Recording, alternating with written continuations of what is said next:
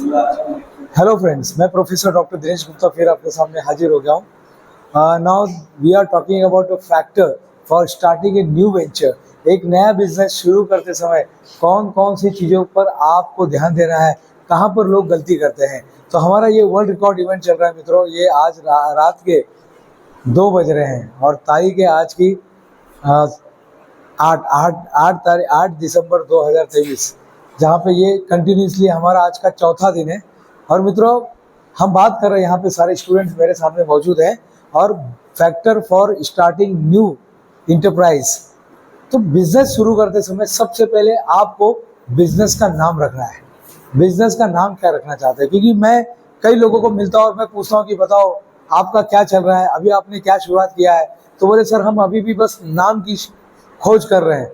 तो नाम की खोज करते समय कुछ भी आप एक इनिशियल स्पेलिंग लेके या इनिशियल वर्ड लेके आप शुरुआत कर सकते हैं। मैं जानता हूं कि एक बार नाम अगर आप रख दे तो जल्दी चेंज नहीं कर सकते, लेकिन शुरुआत तो कर दीजिएगा।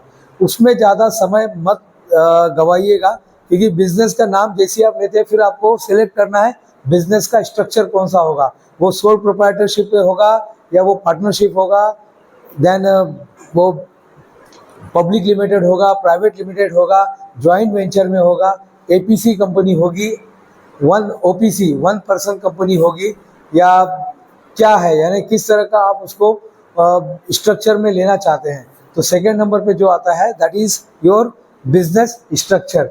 आप अपने बिजनेस का कौन सा स्ट्रक्चर सेट करना चाहते हैं, and everything is depend upon your business category कि क्या है। आप सर्विस में जाना चाहते हैं, आप मैन्युफैक्चरिंग में जाना चाहते हैं या ट्रेडिंग में जाना चाहते हैं।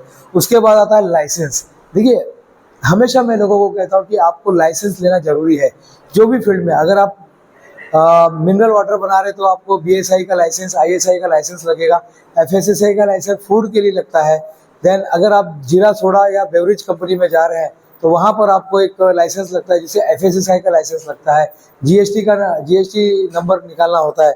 उसी के साथ साथ फूड से रिलेटेड कोई अगर आप बिजनेस में जा रहे हैं तो वहाँ पर आपको फूड ग्रेड के लाइसेंस लगेंगे। पेस्ट कंट्रोल में अगर आप जा रहे हैं तो केमिकल जो लगते हैं, जो चूहे वगैरह मारने के लिए जो दवाई लगते हैं, उसके लिए आपको एक अलग से लाइसेंस की ज़रूरत पड़ती है। अगर आप मेडिकल क्षेत्र में जा रहे हैं, मेडिकल से रिलेटेड कोई आप दवाई वगैरह बना रहे हैं, तो फार्मास्यूटिकल से रिलेटेड ड्रग्स की, फूड एंड ड्रग्स की लाइसेंस आपको वहाँ पर लगेगा, एफडीए की लाइसेंस। तो लाइसेंस लेना जरूरी है। और एक जनरल अगर बिजनेस है मित्रों तो सबसे बढ़िया है उद्योग आधार। उद्योग आधार बनाकर भी आप अपने बिजनेस को शुरुआत कर सकते हैं। नेक्स्ट आता है एनडीए, नॉन डिस्क्लोजर एग्रीमेंट। ये कब होता है, जनरली आप कोई पैटेंट लेने जा रहे हैं या कोई स्ट्रक्चर वेंडर, आप किसी को वेंडर अपॉइंट करने जा रहे हैं या आप खुद कहीं सप्लायर बन के जा रहे हैं, तो एनडीए का सम्मान करना बहुत ज़रूरी होता है। देखिए, बिजनेस में ना सीक्रेसी होनी चाहिए। कोको कोला का आज तक फार्मूला सिर्फ 2 ही व्यक्ति के पास है, उसके बाद किसी को पता नहीं है उसमें क्या डालते हैं। तो ये सीक्रेसी है जो आपको मेंटेन करना जरूरी है। जोनिंग, मैं अभी एक मेरा लेक्चर हुआ था टीमा, तारापुर इंडस्ट्रियल मैन्युफैक्चरिंग एसोसिएशन। वहाँ पर मैंने एक बहुत अच्छी बात सीखी मित्रों। आप जब बिजनेस सेलेक्ट करते हैं और बिजनेस को सिलेक्ट करने के बाद उस बिजनेस को कौन से जोन में आता है, वो इंडस्ट्रियल जोन में आता है, वो गारमेंट जोन में आता है, वो केमिकल जोन में आता है, वो वाटर से रिलेटेड या टैक्स फ्री जोन में आता है। तो ये भी आपको सिलेक्ट करना बहुत ज़रूरी है।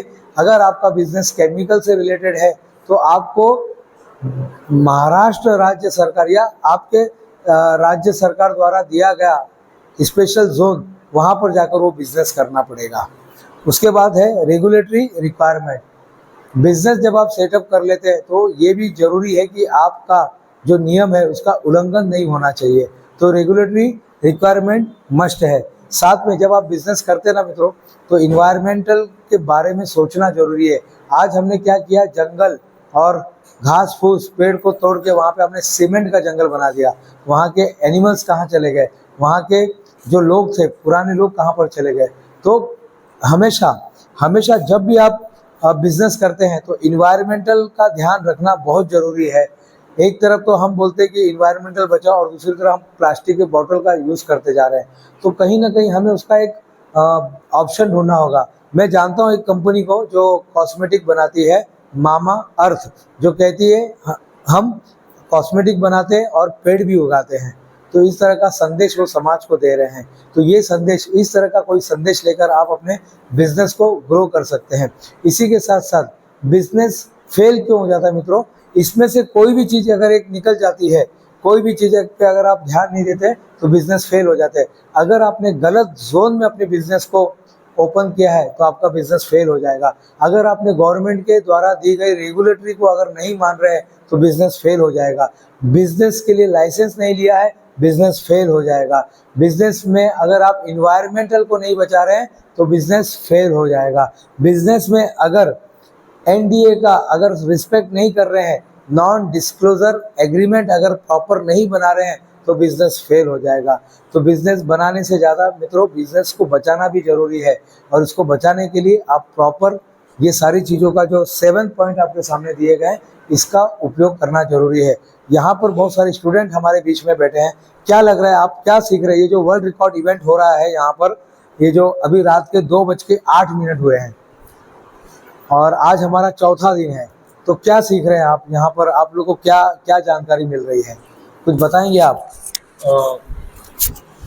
स्टार्टिंग में आपने पहले दिन में आपने मेरे बिजनेस का नामकरण किया था। हाँ, क्या तो नाम है आपके बिजनेस का, हमारे ऑडियंस को जरा बताइएगा।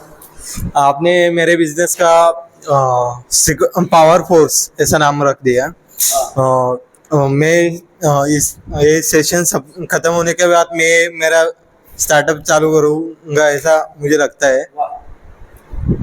लाइसेंस निकलने मैं आपको बताना चाहता हूँ कि अगर इस रिकॉर्ड से, इस वर्ल्ड रिकॉर्ड इवेंट से अगर एक बिजनेस भी शुरू होता है तो ये वर्ल्ड रिकॉर्ड बनाने का जो हमारा मकसद था वो साध्य हो गया, मैं ऐसा मानूंगा। क्या कहना चाहते हैं इस वर्ल्ड रिकॉर्ड इवेंट को लेकर? वर्ल्ड रिकॉर्ड इवेंट को लेके मैं जब आया था, सर ने एंटरप्रेन्योर और बिजनेस के बारे में बताया था। क्या है एक डिफरेंस बताइए दोनों के बीच में, बिजनेस और एंटरप्रेन्योर के बीच में एक डिफरेंस बताइए क्या है? एंटरप्रेन्योर मतलब जो नई खोज करता है बिजनेस को लेके। अच्छा। और बिजनेस मतलब कि जो बिजनेसमैन रहता है वो स्टार्टअप से जो ग्रोथ करता है। पहले से जो कंपनी बन रही है वही कंपनी डाल देता तो बिजनेसमैन है। हाँ, वो और बिजनेसमैन एंटरप्रेन्योर कुछ नया लेकर आता है। जो नया लेकर क्या आता है। कहना चाहते हैं आप हमारे ऑडियंस को, क्या कहना चाहते हैं?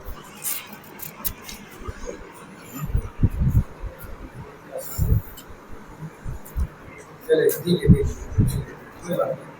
कुछ लोग होते हैं कि वो थोड़ा सा काम करते हैं, वो नहीं करते। क्या कहना चाहते हो इस वर्ल्ड रिकॉर्ड इवेंट को लेकर? कुछ लोग होते हैं जो अच्छा काम करते हैं, वो नहीं करते। कोई बात नहीं। क्या क्या कहना चाहते हैं हमारे ऑडियंस को? मतलब ये क्या कंटिन्यू। सीखा आपने इस पूरे इवेंट में? क्या सीखा? मैंने अभी चल ही रहा है, 2 दिन और बाकी है। हाँ, 2 दिन और बाकी है अभी। लेकिन क्या सीखा आपने अभी तक? क्या मतलब सीखा? जैसे कि आपने बिजनेस के आइडियाज बताया, हमारे बहुत सारे, और कंपनी खोलने के लिए लाइसेंस चाहिए रहता है हमें, हाँ, और लाइसेंस वगैरह सब बताया आपने। आपने सीखा है कि एंटरप्रेन्योर डेवलपमेंट में इनोवेटर रहता है और क्रिएटिविटी आता है, रिस्क लेता है। हाँ, वो बस। बहुत अच्छा लग रहा है बिजनेस के बारे में जानने के लिए। बहुत सारी नई नई बातें हमें सीखने मिल रही है बिजनेस के बारे में। क्या है? बहुत सारी, हाँ। एक भी बातें बता दीजिएगा। जैसे कि सर आपने कैश फ्लो के बारे में बताया कि बिजनेस। हाँ, थैंक यू। यानी यहाँ पर लोग कुछ ना कुछ सीख रहे हैं मित्रों, और हमें पूरा विश्वास है कि ये जो स्टूडेंट हमारे बीच में जो होनहार टैलेंटेड है, I know they are not 100% population of India, but they are future of India.